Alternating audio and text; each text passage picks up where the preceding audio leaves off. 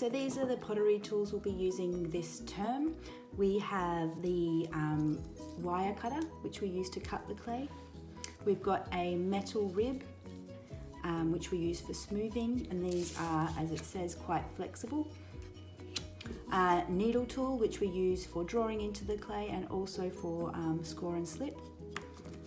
This is a wooden knife tool, which we can use for smoothing. This is a teeny tiny rolling pin. We will use bigger ones than that. A wooden rib, which is hard, which we also use for smoothing, and a sponge, which we might need if we are going to be smoothing with water. All right, cool. Okay, today we are going to be practicing the skill to make a pinch pot. So I am just shaping my clay into a sort of sphere, which is a ball, to get my pinch pot started. Now I don't want to handle the clay too much because it will dry out and get cracks in it. But as you can see now, I'm just rolling it gently and I've made a kind of ball shape. The next thing you do is use your thumb, and you use your thumb to push a hole in the center. Not all the way through, just down enough, as you can see.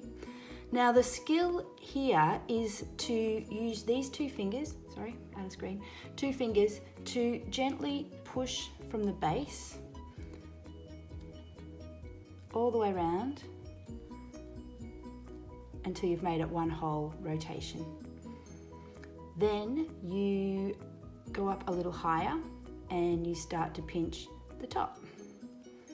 The idea is to get the clay around about the same thickness all the way, from the top to the bottom. Now you can see I'm starting to use both of my thumbs, and I can feel down the bottom that it's a bit thicker, so I am just trying to even it out with my thumbs. I don't want it too thin along the top, or as you can start to see, it started to crack. So I'm just going to smooth around the top. We wouldn't want it any thinner than what I've got this now. This is all probably a little bit too thin, but because the clay will also shrink by 10%, which is quite a bit really. Now, as you can see, that I've got the center and the top looking quite even and nice. Now it'd be time for me to start smoothing with my thumb to get my finger marks out and any cracks that are starting to appear on the outside. And there you go. Pretty simply, that is a skill to make a pinch pot, which is either a little bowl or a cup, or it could be the base for a sculpture if you wanted to do that. In the past, we've turned them on their side as well, and you can make a little face or a little monster out of it. So it's a really good skill to be able to perfect, and you can use it in a multiple ways when you're making things with pottery or with clay even. All right, cool. Okay, for this video I'm going to teach you how to roll a slab. Now I've popped a ruler up here because we really want our slabs to be about 1 centimetre thick. If we make it thinner than that, there is a chance that it will break or crack in the kiln. So I've just taken a really small piece of clay today, and I'm going to, first of all, like we did with a pinch pot, is just roll it on the board or in my hands just a little bit to remove any cracks or any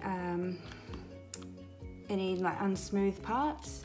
I want it to be nice and smooth on there before we roll it out. So I've got a nice, fairly smooth ball. It doesn't have to be perfect, but just so there's no cracks in it. The next step is you take your rolling pin. I'm just using a little one today, and you roll a little bit backwards and forwards. That's all. We then rotate it and we do a turn like this, and we roll it again. Just a 1, 2, and then rotate and turn again. And the reason that we're turning it is so we don't end up with a really long piece of clay. We want to try and make this almost into a square. And then now I'm going to turn it over and turn it. So we've done both sides, we're rolling out. And then I will turn it again. Now for that piece of clay, the size of the clay, that is really a lovely size slab. If I hold it up to the ruler, it's maybe about half a centimetre, or quite close to being about a centimetre thick, which is perfect for creating all types of pottery. And that's it. Okay, now we're going to practice the skill to create a coil. Now we will take out a piece of the clay. I'm just going to use half of that small ball of clay today, and I'll put the other part aside. The best thing you can do is make it into a bit of a sausage in between your hands. That's the beginning of our coil. Now we pop it down on the board. The best way to start a coil is you're not using the palms of your hands, you're using your fingers. So you want to not use your palms because your hands are hot and it will make the clay crack. We want to just use our fingers. So the best way to do it is to start with 3 fingers in the center, and you just roll your fingers out to the edge. Roll fingers out to the edge. And I am just stretching the clay very slightly. You can start to see that it's growing. Start from the center and work your way out to the edge. If there's big lumpy bits, start there and just trying to get it as even as we can. Okay, so the technique to join in pottery is called score and slip. The scoring part is where we scratch into the piece of clay that we want to add to. So if I'm going to use this piece of clay and I'm going to join this ball onto it on top, and I'm going to stick them together, I'm going to use the technique called score and slip. So first of all, I will score where I want my piece to go, and I measured that. Great. Now I'm going to score the piece it's going to connect on. Cool. 2 scored. Now we use slip, which is just watered down clay, and we rub it on. It sort of acts like glue for our clay, and the scratching makes it like nails. So this is like nails and glue together. We then take both pieces and we really squish them together. As you can see, those are stuck on quite well. But one thing we do want to do, and we always like to do in pottery, is to make it smooth so it looks like the 2 pieces are meant to be together.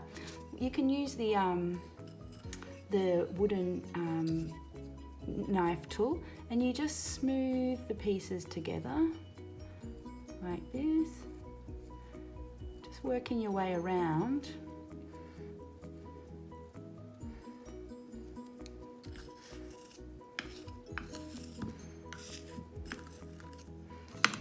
Now what I will use is just use my finger to smooth like so. Now we have